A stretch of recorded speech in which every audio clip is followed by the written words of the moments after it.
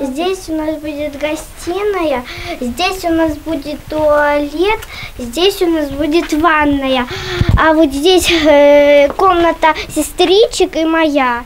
У сваім будучым доме семігадовая Кацярына Мурына з Іванова ведае кожны куточак. Вось у гэтым пакоі будзе размяшчацца кухня, а тут разам з сёстрамі яна будзе бавіць вольны час і вучыць урокі. Аднак да той шчаслівай пары, калі будоўля ператворыцца ў прыдатнае для пражывання памяшканне, яшчэ шмат працы.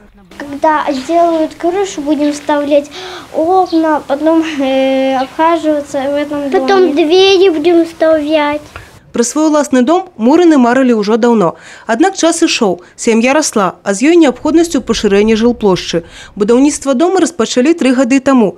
Недахоп сродкаў вымусіў звярнуцца па дапамогу да дзяржавы. Мы полностью собирали все документы, которые нам надо было на кредитование. Конечно, это уйму времени заняло и сил, но, слава богу, мы это смогли, и нам сказали, что кредит мы получим.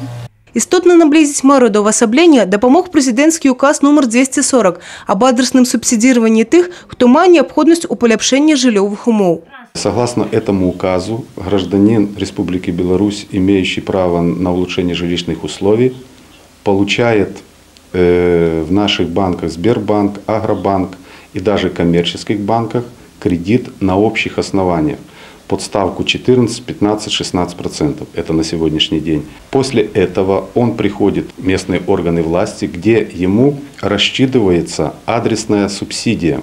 Субсидия от 66 до 90 тысяч белорусских рублей.